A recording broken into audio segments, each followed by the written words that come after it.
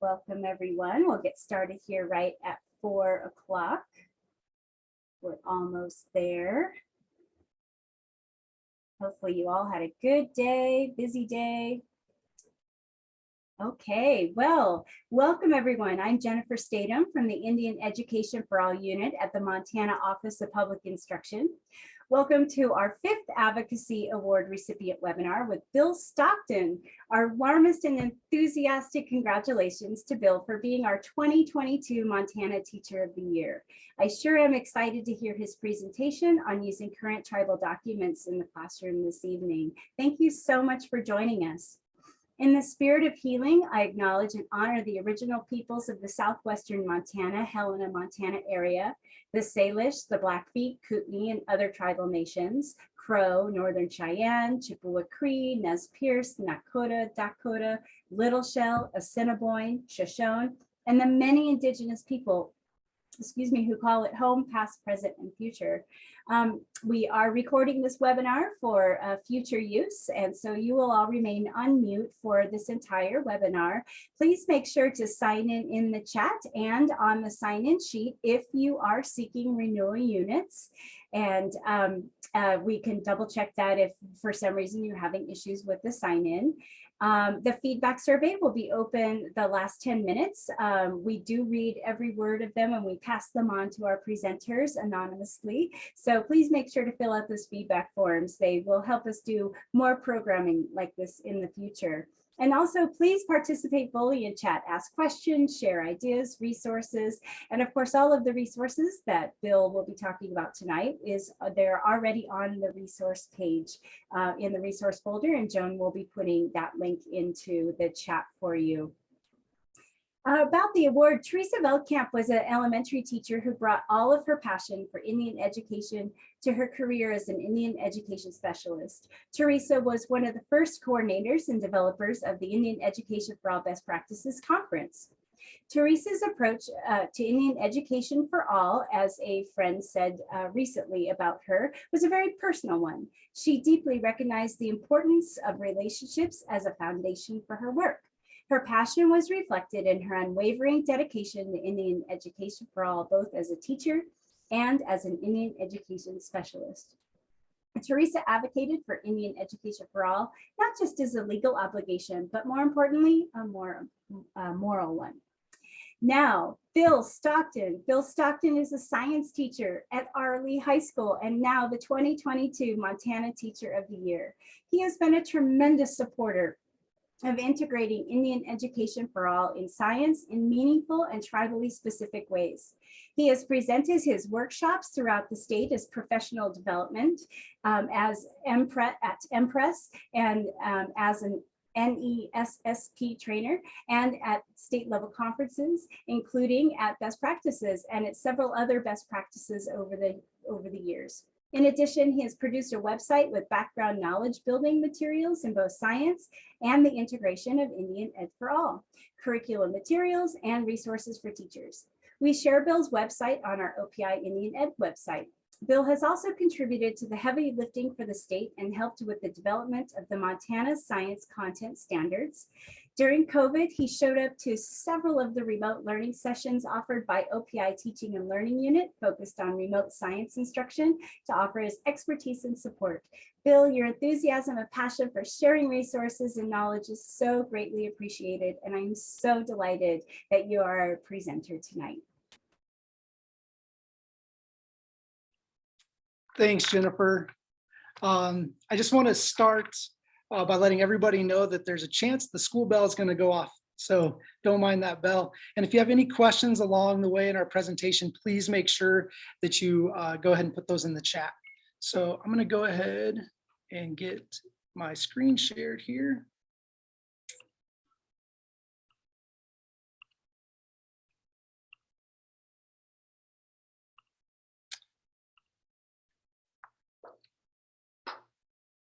So as Jennifer said, my name is Bill Stockton and I'm the science teacher at Arley High School. I've been teaching science here for the past 12 years. And this year I was recently named the Montana Teacher of the Year. When Jennifer first asked me to speak, I wasn't really sure what direction I wanted to go. And I decided that I think it would be best if I shared some of the documents that I currently am using in my classroom and some ways that I get that information so I can make sure that I'm getting accurate info for my students. And so just thinking off the top of some of these contemporary issues that I think are really important for us to be talking about in our classrooms, and maybe one that's really that I'm passionate about in the science classroom. I think really focusing on this idea of sovereignty. And last month, if you listen to Callie's session, she discussed this in great detail. So if you weren't there for it, please go back and check that out. But I will be talking a little bit about that. The idea of treaties and how we can use treaties in our classroom, I think are really important in using those primary documents. And then traditional ecological knowledge, or this bridging of indigenous knowledge with Western science to make a more complete science education program. And so those are some of the things that I'm really passionate about when it comes to this topic. And hopefully you can see some of those throughout the presentation. So first off, I kind of wanted to lay out what we're going to be covering. And I kind of decided to break this presentation into some information specifically about Indian Education for All. And maybe some of you know some of this information, and maybe hopefully it's just a good refresher. And within that, I'm going to talk a little bit about my background, kind of where I'm coming from as an educator, where I started long ago with my journey into Indian Education for All, what I believe Indian Education for All is, why it's so important that we're doing in our classroom, and really getting back to that foundation of those essential understandings. I also think it's very important that when we think about the purpose of the Indian Education for All department at OPI, that they have it right there in their website, that they are here to help spread knowledge, content, and skills, and to make sure that us as educators are practicing Indian Education for All in a cultural enriching way, so students are academically engaged, and that we are practicing equitable pedagogy. So I think that's really important for us to focus on when we're building these lessons, making sure that we're meeting their mission as well. When I get over to some of the ways that I integrate materials, I'm going to look at primary documents. And so we'll go through a couple of those, and I'll try to show you some examples. Some different primary sources, so where I get this information from. In particular, there's a few amazing online resources that the tribes have already created, and I'll show you and share some of my favorites that are currently available. And then I was just going to kick around some lesson ideas. I can show you some lessons that I've already made, but I also just have some new ideas that, after doing some more research, that I think could be fun for us to kind of build on. And so there is a resource where I put a bunch of information kind of for each of these categories. As Jennifer alluded to, it's on the Indian Ed for All website for you all. And if you are going through those resources and you have any questions, always feel free to reach out. Same with going on my website. I've got some of these documents on there, and obviously some of them are not currently. But yeah, so I just wanted to kind of share where we were going to head. And again, if you guys have questions, make sure you throw those in the chat. So getting started, with my background, I grew up in a rural part of Idaho, about 20 minutes from the Nez Perce Reservation. And I'd say that growing up in that town, academically, I can distinctly remember only a couple times learning about the Nez Perce Indians, even though the reservation was 20 minutes away. So I know for sure that we discussed how the Native Americans in that area helped Lewis and Clark. So again, this very Eurocentric perspective of how Native Americans helped Lewis and Clark in that area.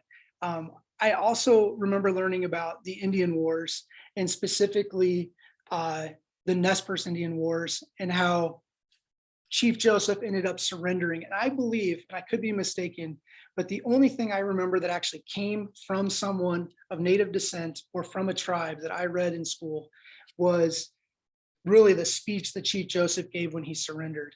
And I'm not pointing that out to point fingers or blame on any of my teachers at the time, but growing up in that place, what it allowed was for a lot of misconceptions to be kind of thrown about in our community. We weren't educated in a background that allowed us to understand how that reservation was set up, why that reservation was set up, what the people living there were going through. And it really created kind of a divide, even though we were 20 minutes away. And so I think that's important to say, because that's what that was my reality. And I feel like in Idaho and Montana, depending on what year you were in school, that was a lot of our realities. And so what happened is when I made that transition and I went to college, as part of becoming a teacher in Montana, we're required, because of state law, to take a Native American studies course. And so I was actually really excited about that opportunity, because I didn't have a lot of background, yet I grew up next to a reservation. And so instead of taking the 100 level NAS class that I knew a lot of other teachers were taking, I decided to take literature and culture. And for me, it was the first time that I was really exposed to reading text that was written by Native Americans about their culture. I got to observe different cultural practices within my classroom. And really, it was the first time that I had an opportunity to get a better understanding of that stuff that I just didn't have any background in. And so for me, that was really changing. And during that time, I had the opportunity then to do my first observations at Mission High School. And so I went to Mission High School in St. Ignatius to do my very first classroom observations, which are like your 200 block observations. And it was amazing. The teachers were great. The students were amazing. What I really liked was I liked the fact that being in a rural school, there was so much diversity in culture and different things going on. You know, a lot of rural schools in Montana or in Idaho, where I grew up, were culturally, they weren't diverse at all. And it was nice seeing that diversity, and also just to interact with and learn more about the culture there. And so that was really when I first got some exposure into a little bit more about Native culture. And then I got the opportunity at my first job, I was working at Bonner Middle School, to take a group of students to the Fond du Lac Reservation, which is in Minnesota. And it was actually with individuals from the Flathead Reservation. And so that was the first time that I then was kind of exposed to this idea of tribal sovereignty, and really this idea of traditional ecological knowledge and tribal science. At the Fond du Lac Reservation, they were creating programs for their youth so that their youth had the opportunity to go to basically a science summer camp where they could camp right there on the rice lakes that their people had used for thousands and thousands and thousands of years. And they were studying the history of those lakes by taking core samples, and they were having the students do that. It was extremely powerful opportunity for me. I'm very thankful that the tribe was taking schools that weren't on the reservation at the time, and that Bonner allowed me to take students. And then after that, I got the job in Arlee. And so when I started teaching here, obviously I had a lot to learn. And for me, it was about making sure I was asking the right questions. I quickly realized that my students had so much knowledge that they'd be willing to share. And so I started asking them things that I could be doing better, and things that they wanted me to know. I really tried to learn more about tribal sovereignty, and really just try to break down some misconceptions that I might have personally had from my upbringing, and that other people in the area might have. And so that's part of that continual growth. And then I really got into this idea of taking the next generation science standards that Montana was adopting, and how I could integrate Indian education for all, and kind of hit all those things that I was really passionate about, and kind of give this more multicultural dimension to my classroom already. And so that's kind of my journey through this process. And I don't know if that's similar to anyone else's in here, but for me, it's really been about this idea of continual growth. There's a lot that I don't know, and I need to go and ask those individuals for that. And I think the fact, though, that we're all in this chat hoping to learn some more ways that we can integrate it is a great starting point. But no matter where you're at on the journey, I think knowing that you can grow and become better at integrating these things is really key. So let's see here. So when I think about what Indian Education for All is, well, and I don't know how many of you've actually read the parts in our Constitution that have this, so I thought I would just share it. In 1972, Montana actually updated the Constitution, and that's where it specifically stated that the state of Montana would recognize the distinct and unique culture, heritage of American Indians, and is committed in its educational goals to preservation of their cultural integrity. So this is kind of the basis that started this idea. So when I mentioned that Indian Ed for All is in our Constitution, this is what we're referring to. And then in 1999, there was actually the House bill, which basically kind of codified this constitutional intent, right? So what they said in 1972, 1999, we supported it. And I kind of highlighted the two main things that I think are important for all of us to know. One, that every Montanan, whether Indian or non-Indian, be encouraged to learn about the distinct and unique heritage of American Indians in a culturally responsive manner. And, there's no definition in here what culturally responsive manner is, but I think the Office of Public Instruction in the Indian Education for All Department are doing their best at defining that for us with the different resources and the essential understandings and things like that they've placed. And then also this other part, all school personnel should have an understanding and awareness of American Indian tribes to help them relate effectively with American Indian students and parents. And so I just think it's really important that when we think about what Indian Education for All is, we really take a step back. We look at what Montana put in its constitution, and then think about what in 1999, when we redefined that, what that really means and why it's so important that we're all doing this in our classrooms, whether we're on a reservation or whether we're far away from a reservation. So I just wanted to share that little bit with you guys. So when I really get into what is at the heart of what we should be doing in our classrooms, it really comes down to those essential understandings. And so obviously recognizing that, yes, we have 12 distinct and sovereign tribes in Montana, and that there's great diversity among those tribes. And even though the government might have reached treaties or forcefully set treaties in place with tribes and put them in certain areas, there's still distinct cultures within those reservations. So understanding, one, that diversity among the tribes, I think, is extremely important. Knowing that those tribes that are on the same reservation have different cultures, I think, is important. And so that's obviously that first one. When we look at diversity among individuals, obviously no two people are ever alike. And so it's important that we recognize that even within the same tribe, we're going to see a lot of differences.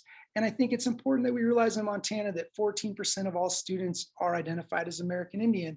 And this kind of goes against, and I think I'm going to mention it later, when we think about multicultural education and the importance of having teachers and students kind of match.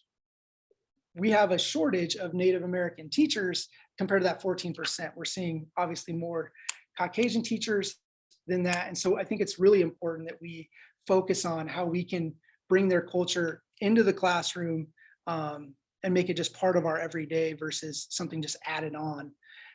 Learning about the idea that culture persists, that's through obviously oral traditions, ceremonies, worldviews, all of those things that's out there. And right now there's so many great resources that the tribes are putting together. And that's really what I'm hopefully going to share with you, some of them that are already made that you can go out and look at and get a lot of that information. Number 4 here has reservations, are lands that are reserved for tribes. And so of the 326 federal reservations, Montana has 7 of them. And I'm still not clear on what's exactly happening with the Little Shell Chippewa, but I know that they were in the works of, because they were the reservationless tribe. I'm not sure if there's ever been any new headway on that idea, but currently we have 7 different reservations that the 12 different tribes are part of, other than the Little Shell Chippewa. And so we know that we have multiple tribes sharing reservation lands. When we get into the federal policy periods, really thinking about how colonization has taken place, allotment acts, treaties, all these different periods of time have really shaped and changed the way different reservations are set up, and really have enforced different policies on tribal people, which have been designed in a lot of ways to stifle the growth and things that were going on those reservations.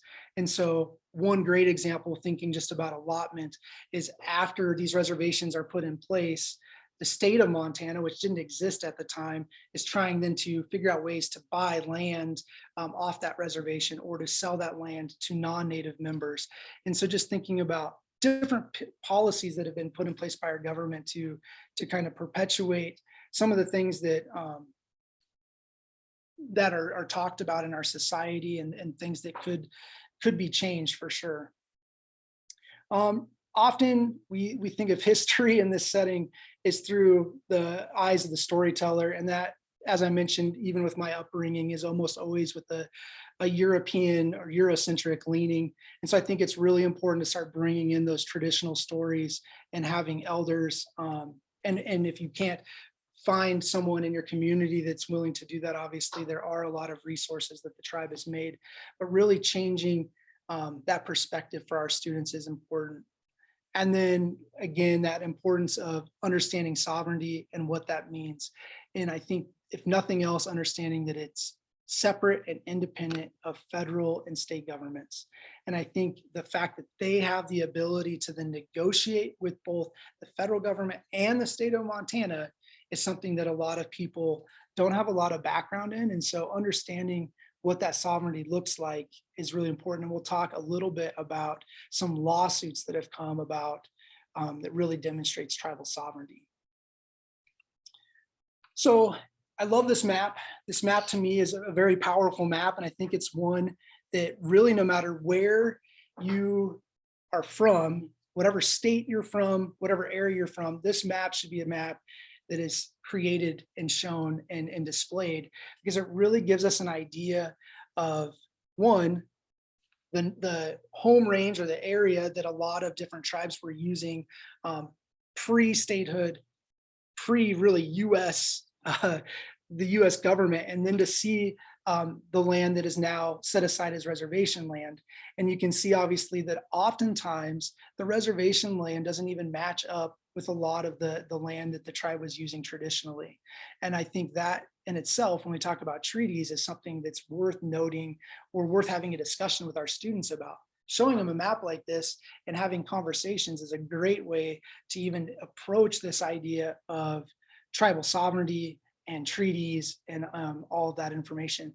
When we look, for example, at the Flathead Reservation, the home of the Salish, Kootenai, and Pend Oreille tribes, we know that the Salish predominantly were down here in the Stevensville area in the Bitterroot Valley. And when they originally were deciding on the Hellgate Treaty, they were under the assumption that there was going to be reservation land set aside in the Stevensville area in the Bitterroot Valley for the Salish people, and that they were going to be surveyed down there for a reservation.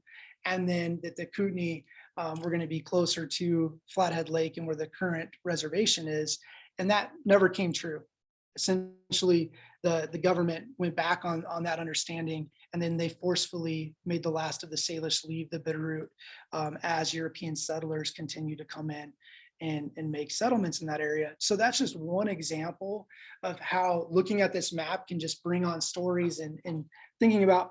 I also like to point out these areas that are labeled common hunting grounds that we see kind of in this northeastern corner of Montana and obviously the southwestern. These years are talking about the treaties that kind of established this as common hunting ground. And then within that treaty, it usually talks about which tribes. And we're going to talk more about that here in a little bit as well. But yeah, I think having these in our classrooms, displaying them, and then having conversations about that that's a great starting piece, if nothing else. So thinking about why all this stuff matters. This is new data in Montana, or the last kind of data that came out from OPI.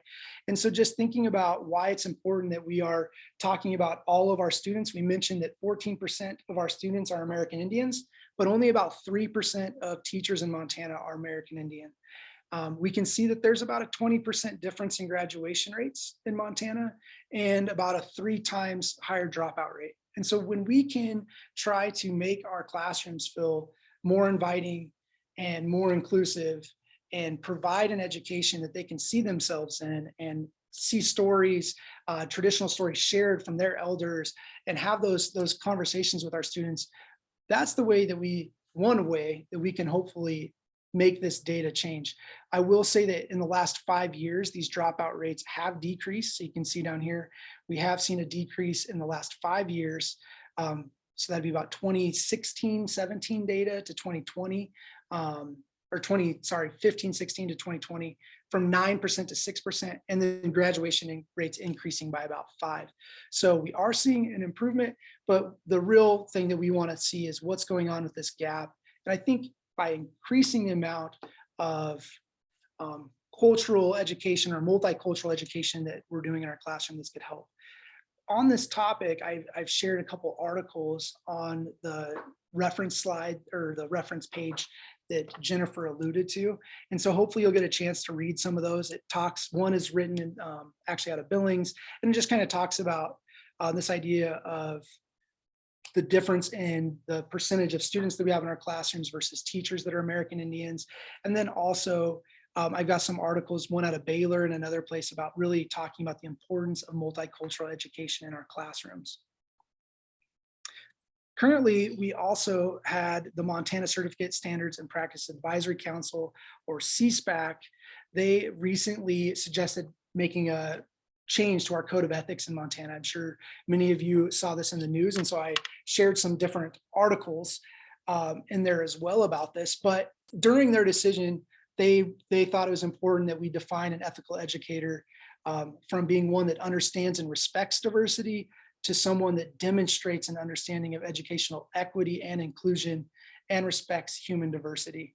So after looking at those articles and knowing and talking to the people that were on the CSPAC Council, Kelly Elder, who's the chairman of that council, and Amanda Curtis, who's the MFPE president, when I kind of coupled their definitions of what they're talking about when we're talking about equity, really we're just talking about making sure that we as educators are being fair and impartial with the hope of closing long-standing achievement gaps. And when I showed you that last slide, there's a 20% difference in graduation rates. Those are some of those achievement gaps that can be closed as we start to think about this more multicultural education approach in our classrooms. So again, I really encourage you all to take a look at those articles that I shared. And finally, for the Why This Matters, one of my favorite quotes, when we are to be native to a place, we must learn to speak its language. And this is from Robin Wall Kimmerer, who wrote one of the best books, Braiding Sweetgrass. If you haven't had a chance to read it, I suggest you all go out and read it. It's really got a lot of that traditional ecological knowledge and stuff that I've been trying to learn more about. But when I think about this quote, I think, for really the language of Americas has been observed here for thousands and thousands of years by different American Indian tribes. And I think if we combine like that traditional knowledge that they have observed over those thousands of years with what we know from Western science, that's really where we can then allow all Americans, all of us, to become native to the land and really learn how to speak that language and be good stewards of the land. And so I think when I'm thinking about why this topic matters so much, it's really about making sure that we're making our classrooms as equitable as possible, that we're trying to bridge these achievement gaps, that we're trying to make sure that all of us are speaking the same language. And we live in such a beautiful state and have so many great resources that really trying to build that passion for making those things last and be great is what this is about. So that kind of gets me into some of these primary documents and the things that I'm trying to use in my classroom. The first little bit, I just have a list here of kind of things. And so we might look at some different parts of these throughout, but the first 3 here are just some of the different treaties that I like to look at the language in. Now, obviously, if I'm teaching lower elementary school, those treaty languages might be a little tricky. And so taking out certain words, like breaking down, certain words that we think are fundamental for students to understand, that might be the key, or just trying to summarize for them so you can share what those treaties are really about. But we will look specifically at some of the language differences between the Fort Laramie Treaty of 1851. This is the treaty, I believe, and I could be incorrect on some of the tribes, but I know the Cheyenne, Sioux, Arapaho, Crow, Assiniboine, Mandan, Hidatsa, I know that the Grovant had reps there during the meetings for that treaty. That was a treaty that was done with David Mitchell, who I believe was the superintendent of St. Louis. And so it had a lot of the different Plains tribes. And then the latter two treaties, the treaties of 1855, the Lame Bull Judith River Treaty with the Blackfeet, and the Hellgate Treaty with the Confederated Salish and Kootenai tribes of 1855, those were known as Stevens Treaties. And so those were signed under the guidance from the federal government of Isaac Stevens, who was the first governor of the Washington Territory. And so we'll look at the language. And so you're going to notice real quick when we take a dive into certain little bullets of these three treaties, the difference in the language that was used. And that had to do with, like I said, Stevens on these 1855 versus Mitchell on the 1851. They used different language. And because of that language, these are federally binding documents that have impacted the tribes even today. Other things that I really like to use, because I'm a science teacher, is I look for wildlife and environmental management plans. And so on my website, I don't think I put these in the document that I shared with Jennifer, but on my website, I've got links to these different management plans. And so right off the bat, we've got the Confederated Salish and Kootenai Tribe Wolf Management Plan. So they came up with their own comprehensive plan on how they would like to manage the wolves that are on the Flathead Reservation. We've got the Confederated Colville Tribes in Northeast Washington, and how they plan on managing the wolves in their area. So it's fun with high school students to look at these two documents and see some of the similarities and difference in wolf management. In Montana, we've got two different basically strategic plans on how to combat climate change. One, the Confederated Salish and Kootenai tribes, and the other, the Blackfeet. And so these documents are extensive, I believe 100 pages. And there's so much great information in there, including testimonials from tribal elders that are great stories that can be shared with your students. And again, both of these plans I have on my website, but these are coming directly from the tribes and their current documents, which I think is important, because a lot of the stuff we're teaching in our classroom can oftentimes feel very historical when we're talking about the tribes. And these are things they're doing today, right now, that are great. When I look at constitutions, these are just some that I found. I think I put links to them.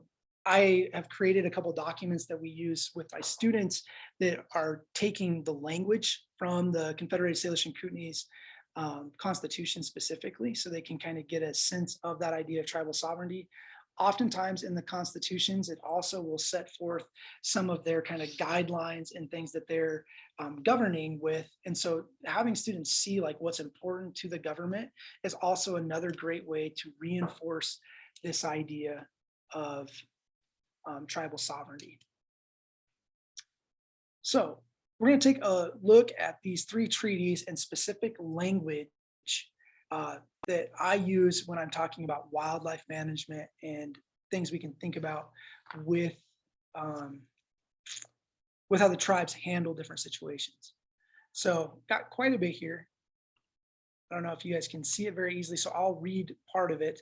But so this first one comes out of Article 5. And so when you look at the treaties, they're labeled as different articles. And in Article 5 in the Fort Laramie Treaty, it says Indian nations do not hereby abandon or prejudice any rights or claims that may have to other lands.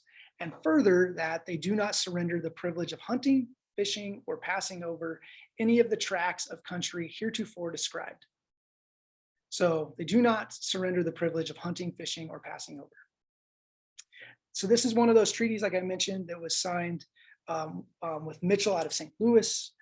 1855 treaties, these last two are going to be ones with Stevens out of Washington.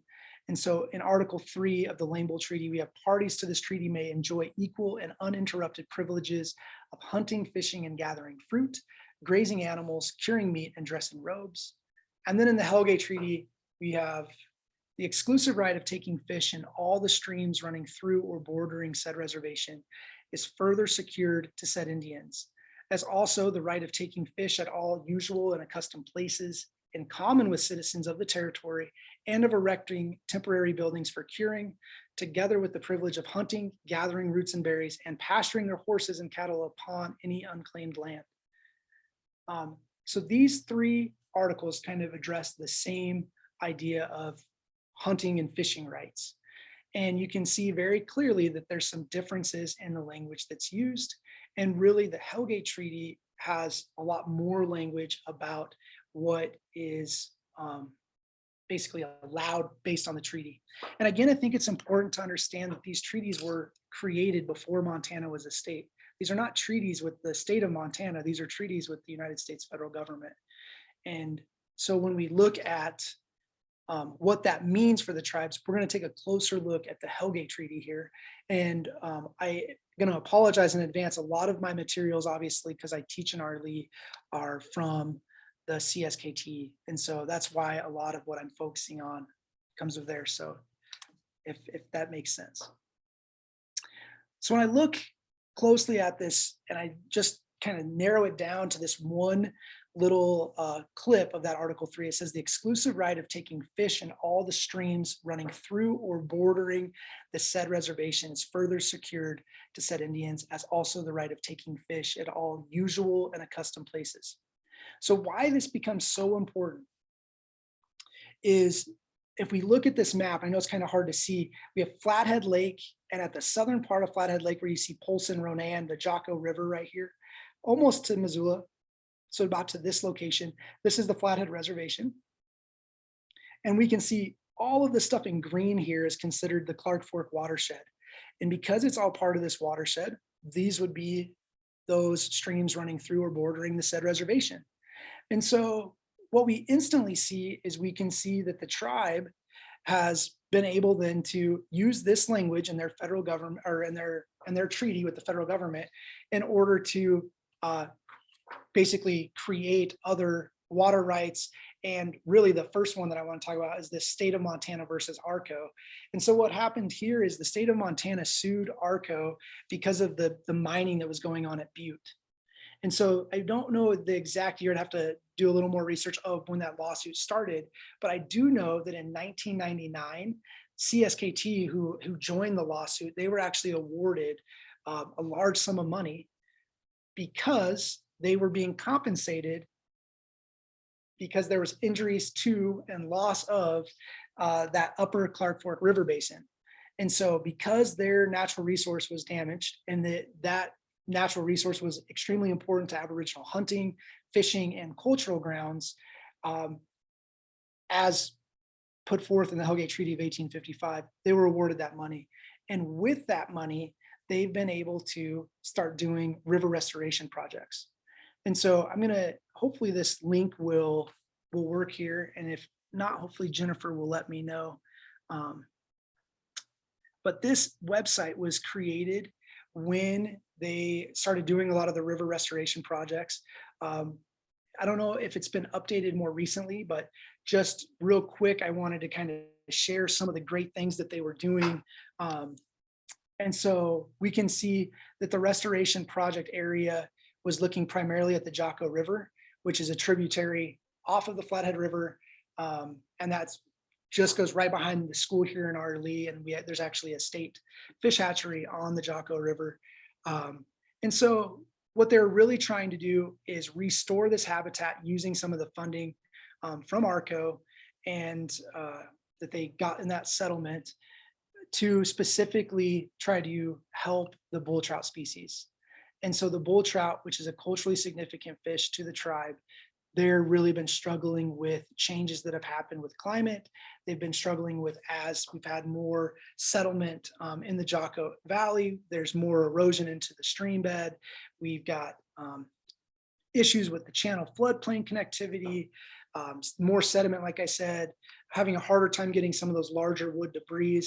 And so they were really looking at all of these things that were going on in the Jocko River and wanted to make changes. And they've been doing that restoration work.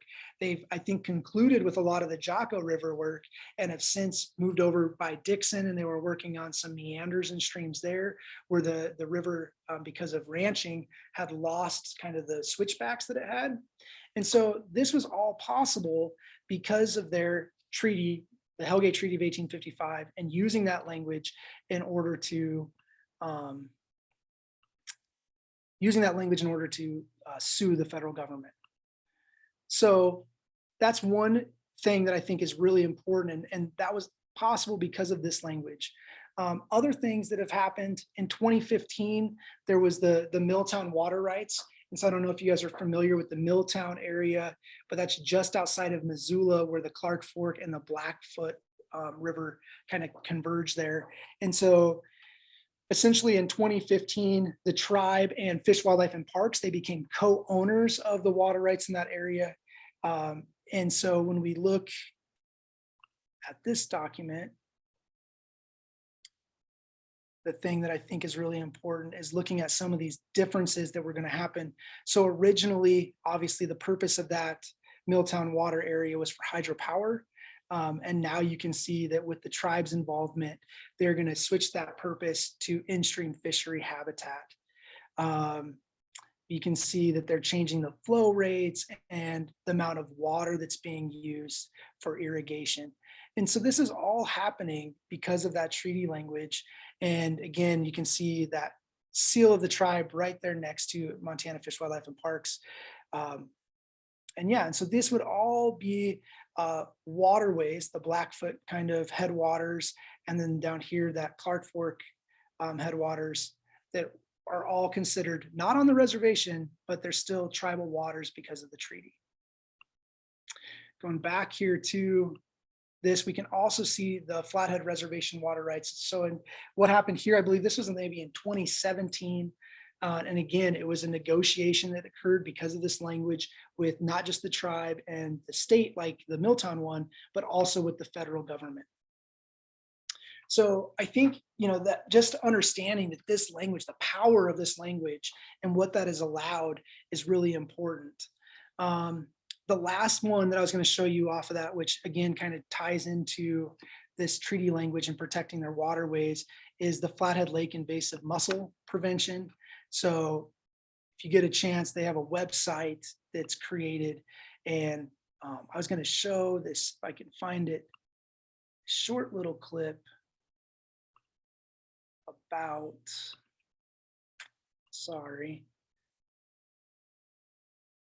about the mussels. Attention boaters and anglers, don't move a mussel. Our clean and healthy waters depend on your boats and trailers being free of invasive aquatic mussels. These mussels harm fish, cause millions in damage, and ruin beaches. Prevention is the only solution. Always remember, clean, drain, and dry. Let's work together to protect our pristine waters. Clean, drain, and dry. So that little PSA was put together by the tribe in order to obviously get people to understand the importance of boat checks.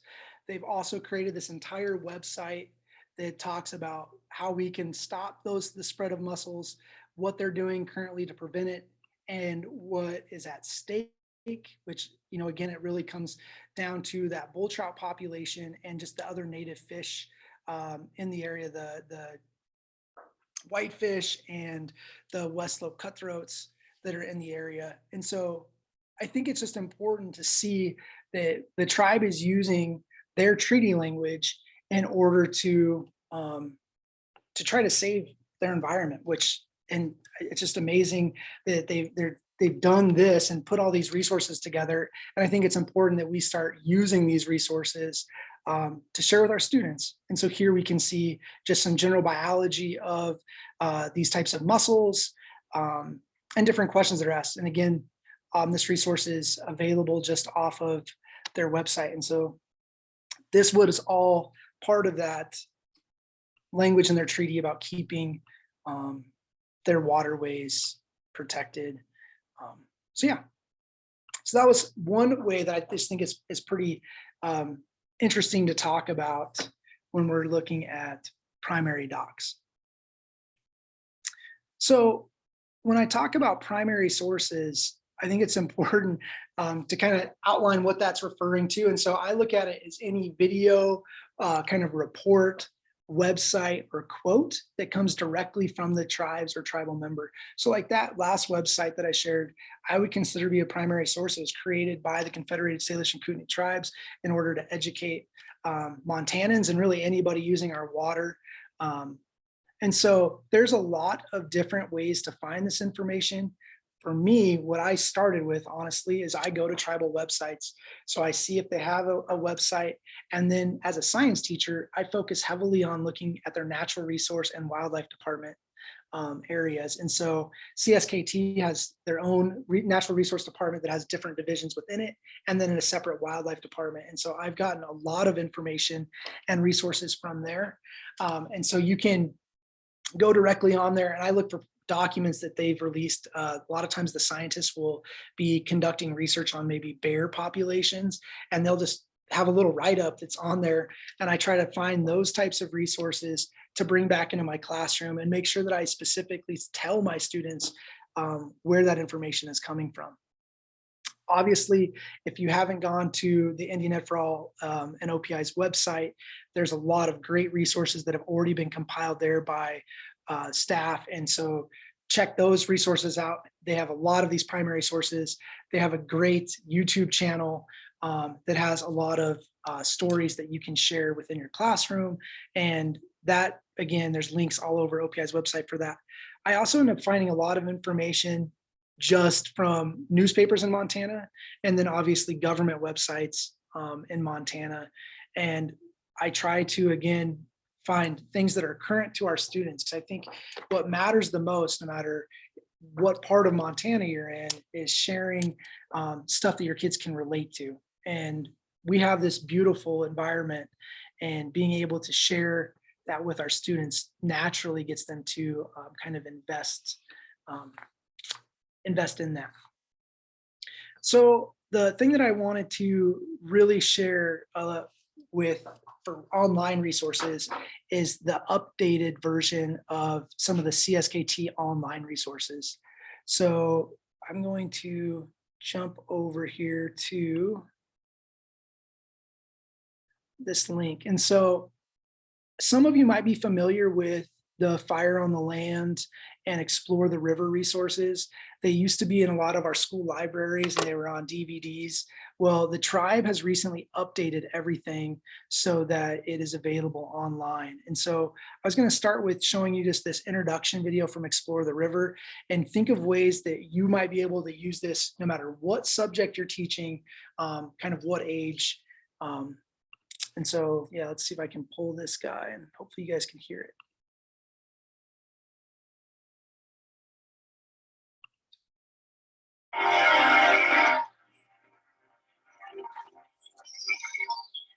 Every spring, high in the mountains of the Flathead Indian Reservation, winter snows begin to melt, the icy water saturating soils and overflowing into small creeks.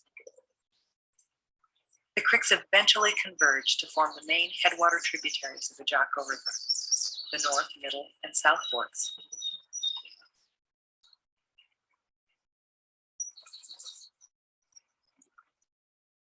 Flowing out of the mountains, the river enters a broad valley of grasslands, wetlands, and agricultural land. This is the Jocko, the river that we, the Salish and Pend Oreille people, call The river is important to us as a tribe, not only because it flows through the heart of our homeland, but because it has nurtured our people for countless generations, providing everything we have needed to lead good lives. From the river's banks, we harvested plants of all kinds. From its waters, we caught bull trout and cutthroat trout and whitefish. On its floodplains, we hunted. We camped along the river's banks, and wherever we camped, we smoked and dried meat, told stories, danced, sang, built sweat houses, and prayed. We still do these things, and we still call the Jocko River, with its clear waters and abundant food, our home. But the river has changed. Just over 100 years ago, the Flathead Indian Reservation was open to settlement by non-Indians. They built ranches, railroads, highways, and towns. They took water from the river to irrigate, so much water that at certain times of the year, The river dried up completely in some places. They built bridges, dikes, levees, and canals. They cleared large areas of the floodplain for agriculture and logged the bordering uplands. Rivers are resilient, but all of these changes have taken a toll on the Jocko. Now the tribes are beginning a long-term program to restore the river by changing past management practices and repairing some of the past damage done to the river. Join us as we explore the river's hydrology, its natural history, and the role that humans have played in the valley since time immemorial. Join us as we explore the river.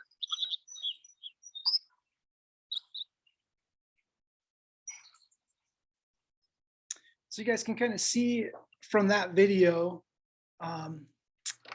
obviously what I was talking about earlier with the Jocko River, and then the tribe taking some of the funding from that lawsuit and restoring different paths of it. This activity goes through a lot of science and history. So if you are a science teacher, obviously you've got things that like the hydrology, you've got habitat, you've got fish and bear and different riparian species that you can discuss directly by using a tribal resource. Also though, there's a lot of history and videos and even just general restoration things that they have going on. So when you click into each of these, you can see that there's like a miniature like lesson or unit within there. And so for culture and history, we have a quote from an elder. We have, again, an introductory video just about culture.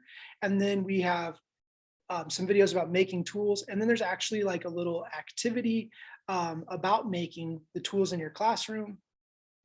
I'm not sure if you guys are familiar with the bull trout skiff, but it's been digitized now. And so you can share this with your students. There's interviews from elders. So all of this is now available just by clicking on the website, which is just absolutely amazing. Like I said, I use the DVD forever, and now I don't even have a DVD drive on my school computer. And so this year I was able to use this resource with my students. We specifically were learning about bull trout, and we were learning about the bull trout life cycle and some of the things that the tribe was doing in order to make their habitat more suitable. But again, this is just an extremely powerful and useful resource. If we go back to this link here, the other resource that has been updated is Fire on the Land. And so again, you can see it starts with a quote, some background information, interviews with elders, photo galleries, and really this is focusing on fire ecology, both historical use of fire by tribes in Montana and what they're currently doing today to manage their forests.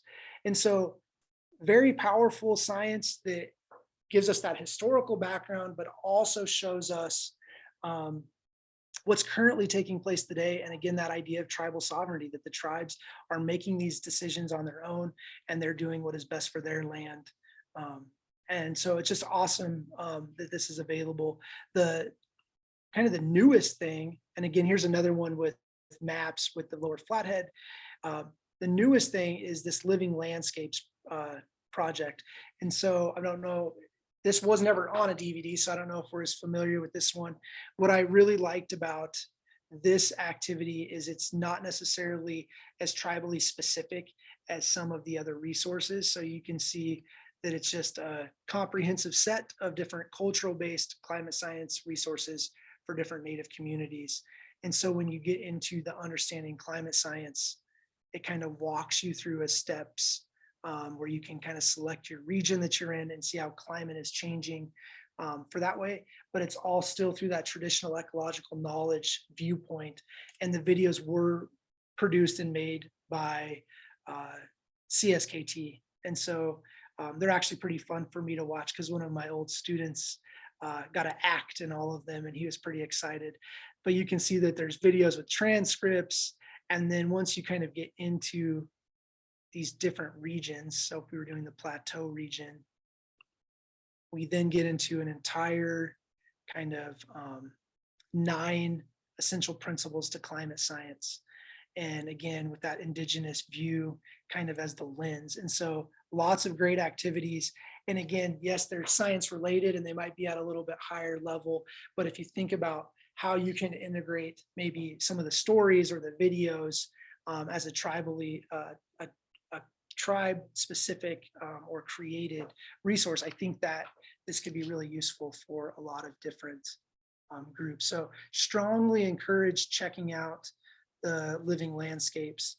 Kind of my final plug on this resource from, I'll open a new tab here, from the tribe is the animal field guide. So I don't know, this is an app you can download as you're sitting here. It is kind of big, so it might take a little bit of time to download, but this app is amazing, really awesome for elementary teachers that are having students do animal projects or research. This app allows you to go in and find information about different animals that live in the riparian or the area next to rivers in Montana, and specifically to northwestern Montana. But then when you click on the different animals, there's both the Salish and the Kootenai pronunciation. So you actually get to hear elders speak the language, and the students then can hear it and they can see the name in writing. And then also it has information about how these animals are important culturally to the tribes, both the the Kootenai and the Salish and Pend Oreille, and then also how they're being impacted by climate currently today. So it's got a lot of great science. It's got language, it's got story, it's got all of that built into it. So this app is amazing. And like I said, I have it downloaded just on my iPhone. I would definitely take the time to find this. And there's a link to it on this CSKT resource. Okay. See if there's any. Okay, so kind of the next thing I wanted to just kind of throw out there were some different lesson ideas that I've been kicking around and things that I hopefully will get a chance to work on. The two at the bottom here, I showed you those climate change resources. I've created a lesson plan for high school aged teachers that focuses on climate change. There's different aspects of it that could definitely be modified for all ages. That can be found on my website that is on the Indian Ed for All site. But you could check that out to get some perspective. It allows you to, look at different climate impacts on the different tribes, but how that is kind of being portrayed. So we think of science as these hard numbers. And when we start thinking about traditional ecological knowledge, a lot of it's based on storytelling. And we can then listen to elders talk about what the climate was like when they were little kids or what it was like for their parents. And we can use that knowledge that they share with an understanding that, man, the climate is changing in this area. Now, what can we do with this knowledge to try to make it better? And that's what the tribe's doing with those documents. And so I've kind of created a lesson that allows our students to kind of take that perspective, see how valuable that perspective is, and how they can then maybe make an idea or a plan on some changes that could occur. And then what is the tribe currently doing today to make those changes? With wildlife management, I do a lot, like I said, with the wolf document, and I like to compare how the tribe, both the Confederated Colville tribes and the Confederated Salish and Kootenai, how they like to manage or plan on managing the wolves in their area versus what the state of Montana might currently be doing, or the state of Washington or Idaho. And so that becomes a really interesting comparative example. I also have created some activities that have to do with wildlife and vehicle collisions. And if you've driven on the Flathead Reservation, you have seen all of the different culverts and fencing and all of those things that help protect wildlife. I created a lesson that's kind of centered around that. And there's a modeling activity there. This year I had the students make the models in 2 dimensions with paper and map it all out, but there's some different things. So these are both lessons I've already kind of fleshed out. They're on my website. And then really, as I was kind of going through some more stuff with a lot of the stuff that's going on with water rights, I think that could be a great opportunity for teachers to talk about tribal sovereignty with their students and how their treaties, how those treaties can help them gain access to water rights and how they and why they should have water rights in the first place, because this is such a fight. When the Allotment Act happened and we see, you know, a lot of these ranches being built and these farms being built, that takes a lot of water and it's being diverted out of streams like the Jocko River, for example. And who really should have a say in what's happening with that water and why should they have a say? I think that becomes a great opportunity. And then more recently, we've been hearing and seeing a lot about bison reintroduction. And so for me, that's kind of the one that I'm the most excited about kind of building the next lesson about. And this is going on kind of throughout Montana. And so I was going to share this video about a bison reintroduction that actually happened in Wind River, and then kind of some of the resources I've been putting together to build my own lesson and ideas for this bison reintroduction. So hopefully this video will load up.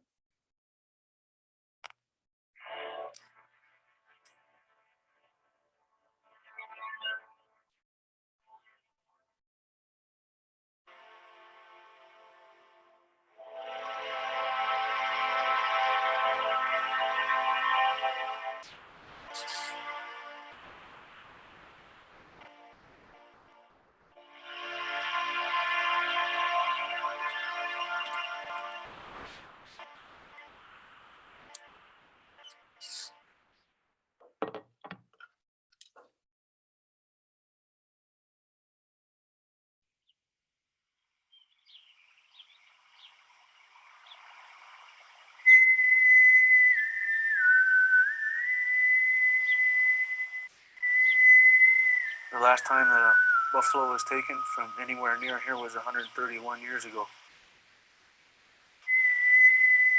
The Episcopal missionary Reverend Roberts, who learned to speak both the Shoshone and Arapaho languages, documented how many buffalo were taken by tribal members. And after 1885, there was no more buffalo left for the tribes to take. So this is a very momentous occasion to have those hooves hit the ground. Last night, really finally home that they're back. And lots and lots of our people are very excited and very emotional to see these animals return to us. These buffalo right now are in this temporary holding corral, and tomorrow morning at 10 a.m. these buffalo will be released. This gate will be open, and during our ceremony, the buffalo will return to this chunk of land where they haven't been for well over 130 years.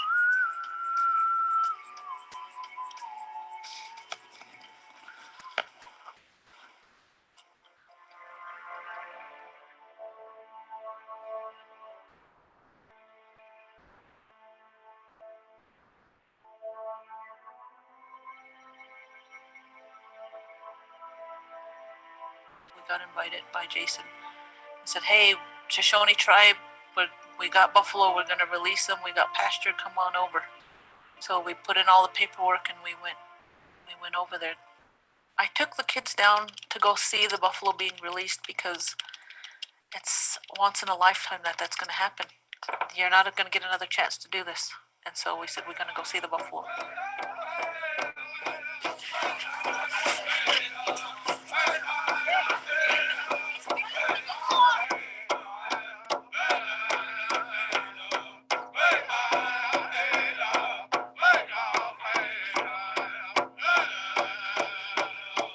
I'm just humbled to be part of it. And as I said, there is nowhere in the world I'd rather be, because I think what we're doing here today can actually create a ripple effect that spreads throughout the American West and hopefully beyond.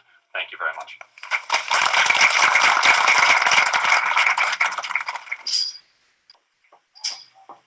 The song that was sung for the buffalo was we were expressing to that buffalo that we love him, and it was a word song that included how important they are to us. And so that song was a way to respectfully invite them out of that corral and onto their new landscape.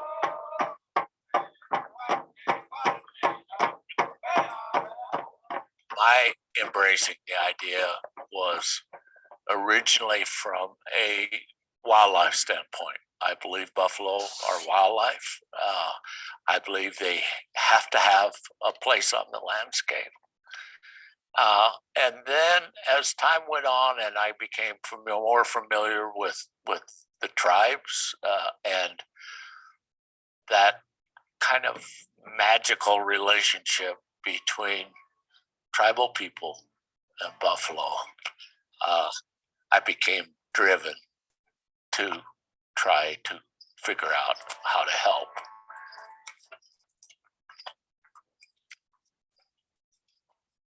When I had a chance to visit East Africa when I was 18, it was very significant because we witnessed the wildebeest migration, which is today the largest ungulate migration in the world at 1.5 million. But more significant is that that's just 5% of what the buffalo was here on this continent. We had our own Serengeti, and we annihilated it as a means to annihilate the native people who were here. Now, buffalo in Yellowstone and in national parks are considered an icon. And actually this Saturday, buffalo is recognized as our national mammal. But we don't see them on the landscape. That's unfortunate that they're not considered wildlife and they're considered livestock or a nuisance when they're outside of those protected areas. We're starting to make progress. There's still opposition. People are still concerned about bison from a grass consumption and a disease transmission point of view. But one of the things that the tribes have taught me over the years is patience. I got a good friend at Cheyenne River who says, we've waited 100 years for our prayers to be answered. White people need to have that patience too. Finally seeing the culmination of 30 years of work and effort was very touching. And I think if I could have a snapshot in the future, I would like to be here 50 years from now, just to see what it's like. It will be transformational, not only to the Shoshone and Arapaho people, but the other people in the community as well, because there's nothing but good can happen as a result of this.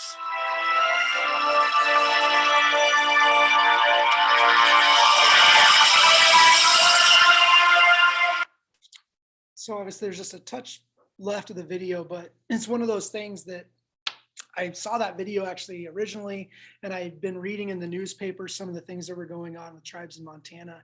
And so I just think it could make a pretty great lesson or unit, again, talking about tribal sovereignty, and then also talking about wildlife management, that traditional ecological knowledge on how to take care of their land with the animals living there. And so on my resource, and so you should have kind of a document maybe like this if that was shared. I had some other resources that I think could be very useful when putting together a bison lesson. So this top video here is a video from the Salish and Kootenai tribe again, talking about basically how the bison range was first created and why bison ended up on the National Bison Range. And just recently, the tribe took over the management of that bison range. And so you can see here the National Bison Range transferred to BIA and Trust for CSKT. So I've got an article there that you guys could check out. I've got this video. It's about a 30-minute video. It's very well done. I also have a link to it on my website. And then I wanted to just kind of pop into a couple of these. We can see that we are starting to see the Chippewa Cree welcoming back bison. This story was from 2021. And this is the conservation program that was set up with Fort Peck. And so we can see Fort Peck, Assiniboine, and Sioux tribes, and the state of Montana, and Plant Health Inspection Services, and the National Park Service. All of these groups created this transfer program. And so as they mentioned in that last video, there was some concern about bison bringing disease and harming some of the plants because it had been so long since they'd been in the area. And so this talks about how that transfer works and what they're doing to test them for disease, and then some of the plans of what to do. So I think it's just, this website's got a lot of great information. This is current information that's currently happening right now in Montana. And I just think it could really make for some good conversations with our students about all of those topics, all of those essential understandings, really. Other resource that I wanted to kind of pop into was this story here about the restoring bison to tribal lands. And so this comes from the National Wildlife Federation, and it just talks about that deep historical and cultural connection to bison. It has some great videos, including the video that we just watched, and a bunch of other links about bison now returning to Montana. And so I think as I was going through these resources, I felt like there's something, that we could easily put together and just make a great kind of lesson about this restoration. I am going to share just a little bit of this video, and then I'll start taking some questions, just because I think it's so important. Just probably the first few minutes of the video.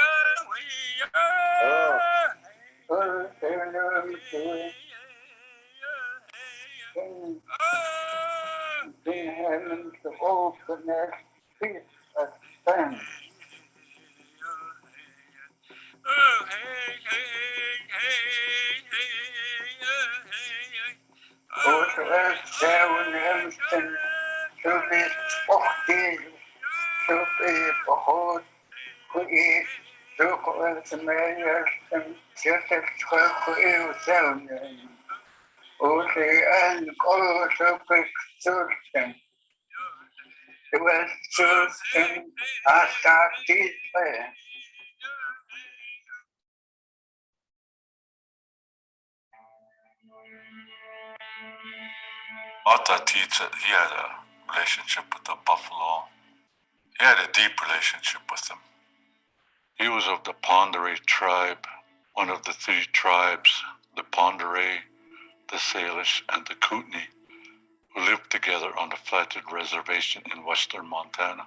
Back in those days, our people lived totally off the earth, and that's where the buffalo was very important. But things were changing. The buffalo were fast disappearing because they were being killed off. Even by the 1870s, the people knew there was something different. It was taking longer and longer to find the buffalo. Atatitsa realized that we had that cultural imperative to save them from extinction. If they could see this something that they thought would never happen, that the buffalo, the bison would disappear, that had to be devastating. So he took it upon himself to do what he could.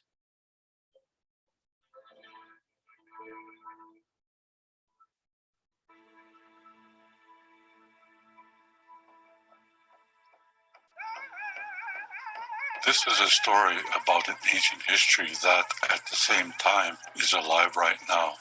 As tribal people, there is much that's been taken from us, but there is a lot that we have held on to that makes us who we are.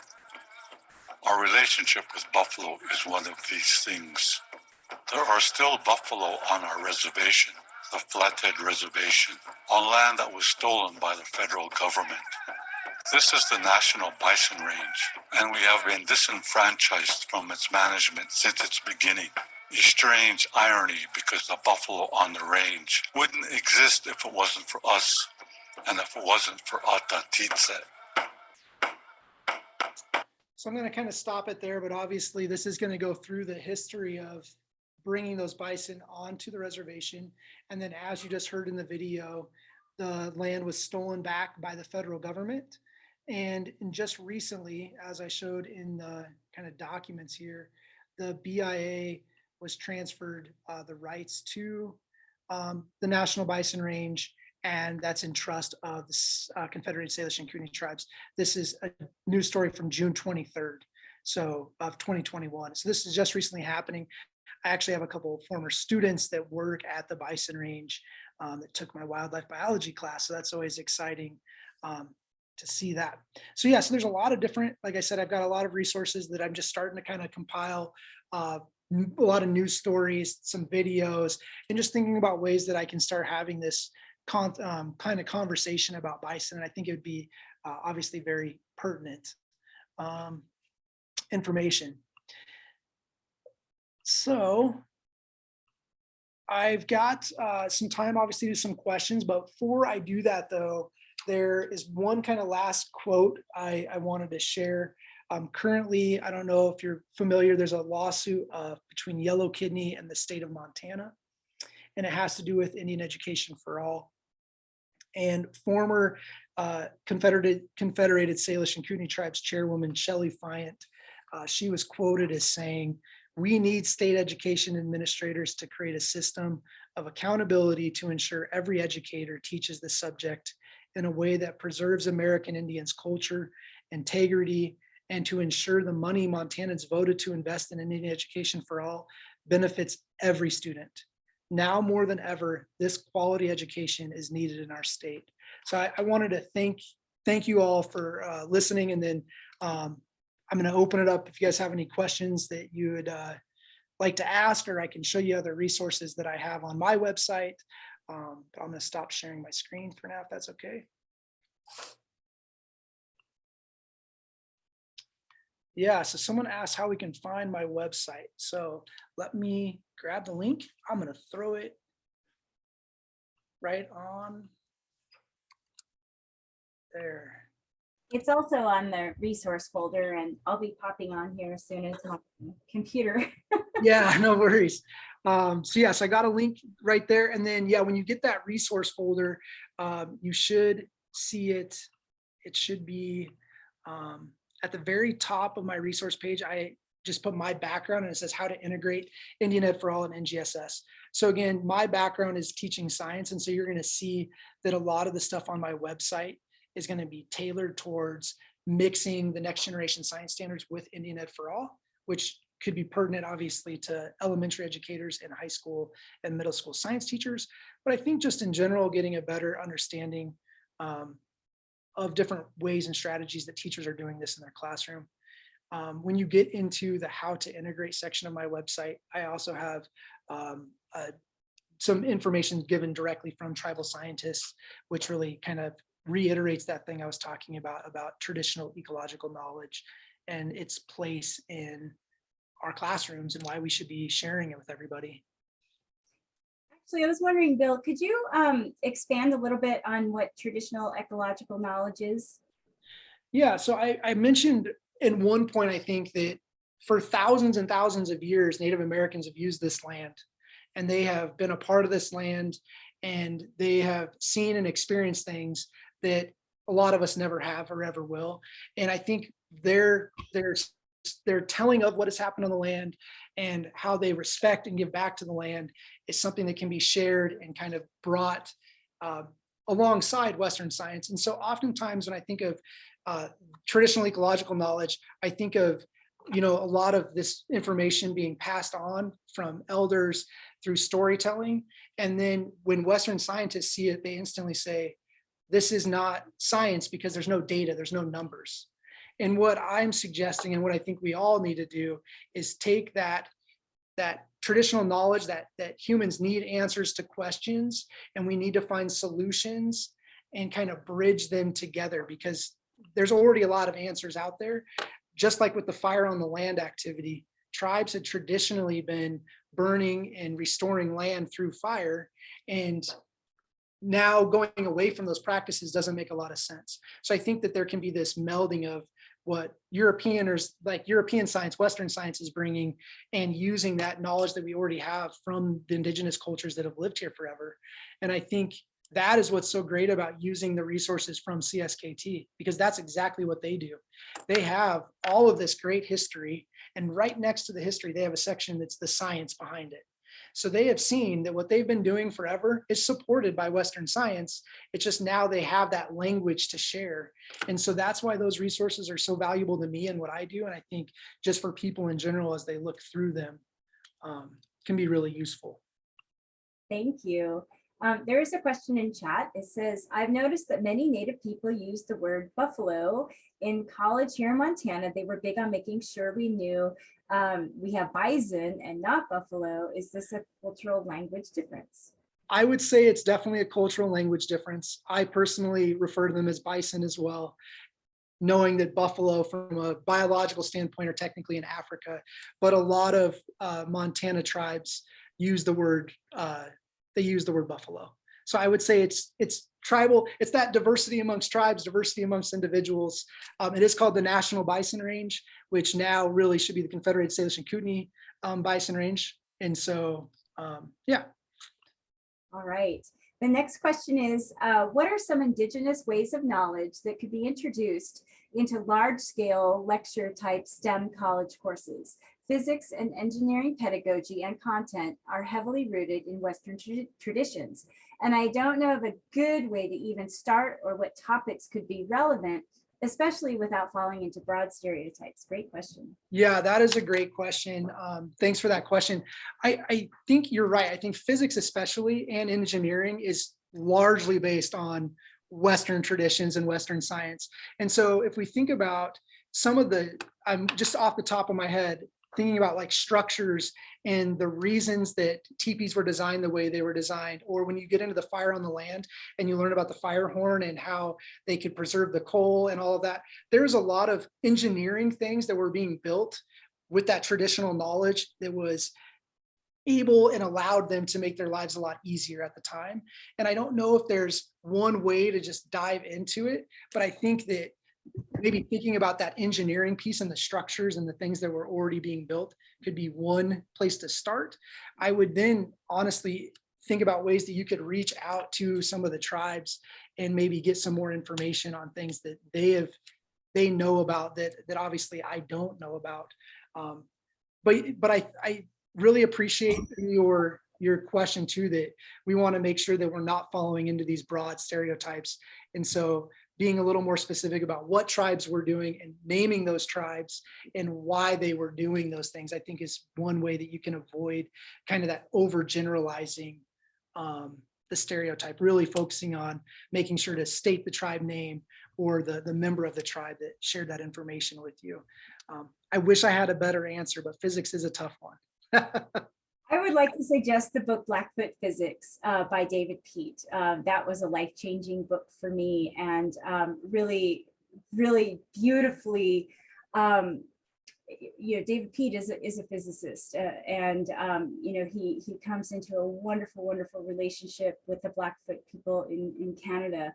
And it's a really beautiful exploration of his journey and the breaking down of his biases of Western science and embracing that there is a very different epistemology available via the Blackfeet tradition. And so I would highly recommend adding that to your library and checking it out. I promise that you will enjoy it. I was wondering too, if you could talk a little bit more about the bull trout. Is that anything like a rainbow trout? And do they spawn at the same time? Are there like maybe some, bioindicators, maybe like tamaracks that are? Yeah. So they are similar, obviously, but they are different. And so the biggest thing that we're seeing with bull trout is they are very temperamental to temperature of water.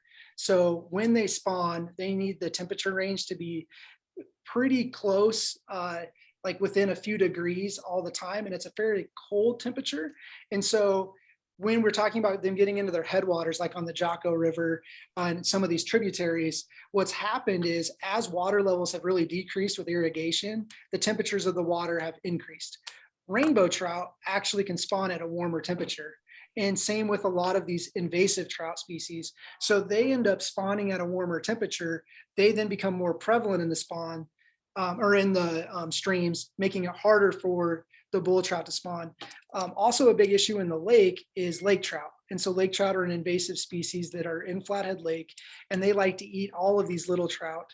And so what the tribe has done is not only have they really pushed this invasive mussel act, but they're also they use MAC days as a way to fundraise through fishing in order to get people to remove lake trout. And then they've more recently actually started a program where they are taking the lake trout that they harvest and some of the whitefish that they harvest. They package those fish for resale, and then they're sending those out so you can eat fish from Montana. And what's been great about that is it's promoting eating these fish that are invasive in the lake. It's providing jobs to tribal members. It's showing them kind of giving back into that community. On the reservation, each year we get the opportunity to do the lake honoring, and part of that lake honoring is to get to go through their facility, and they show us what they're doing for work in there. And it's really a pretty amazing program. And again, it really emphasizes that idea of tribal sovereignty. The tribal government of the Confederated Salish and Kootenai tribes decided this is an endeavor that we want to tackle. There's no way they're ever going to kill all the lake trout. They know that, but they still think it's important enough that they're trying to mitigate how big that population gets. And then that they were using that then as a way to create jobs and to then provide this resource to other Montanans. It's really, to me, it's like the whole picture, the whole circle that we talk about with tribal government and how powerful it can be in doing things to better the world for all of us, really. You wouldn't happen to know offhand the largest lake trout ever caught at MAC days, would you?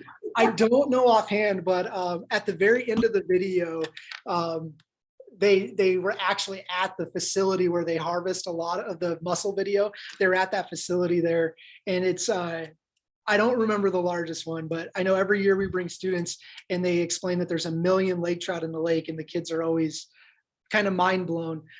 Obviously, the mussel endeavor has been successful so far. It's just really important, as Montanans and people that are recreators of waterways, that we make sure to stop at those boat checks. The tribe actually runs their boat check on the reservation themselves.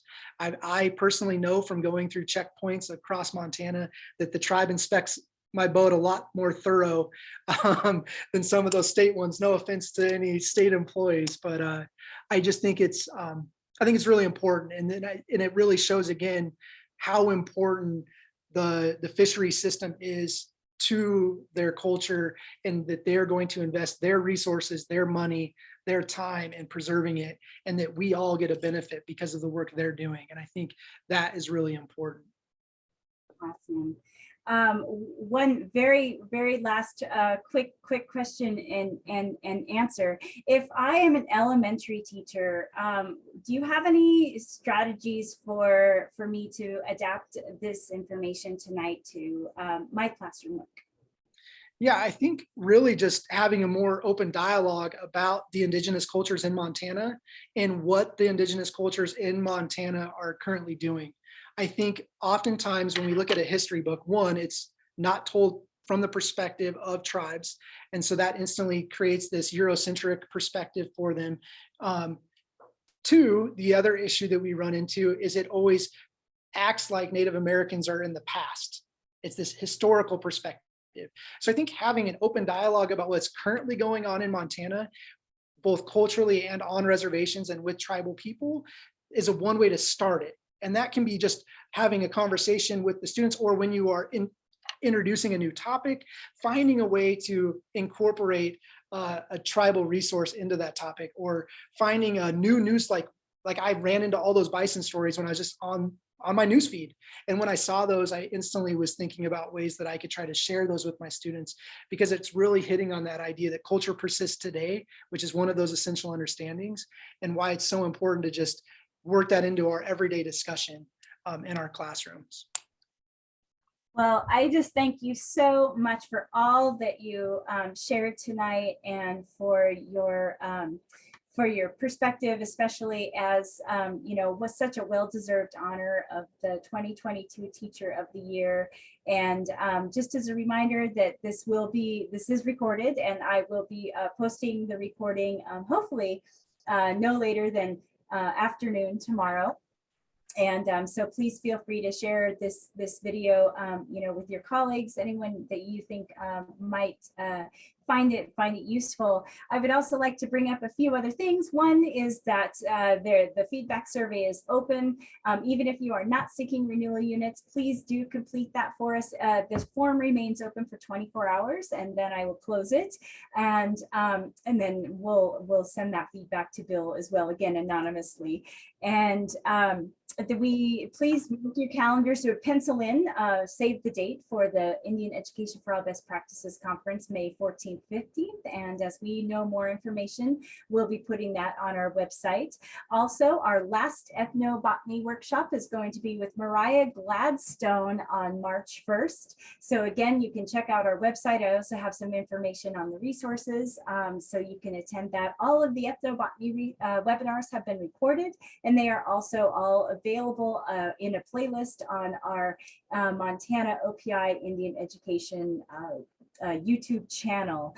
Also, super duper exciting is pencil in April 2nd and April 9th for 2 4-hour-long ethnobotany workshops. And so again, this is just coming to fruition. Tim Ryan will be one of our presenters. So for those of you who know Tim, that is just going to be an extraordinary day with him and ethnobotany, as well as Mariah Gladstone and Raina Monteau will be our other presenters for the other workshop. So everyone, please stay safe, please stay healthy. Thank you so much for taking the time out of your very busy day to join us tonight. And Bill, thank you so much. And I hope everyone stays well, and we'll see you on March 16th with Christina Pavlovich. She will be our last advocacy webinar presenter. And with that, thank you so much. We'll see you all soon.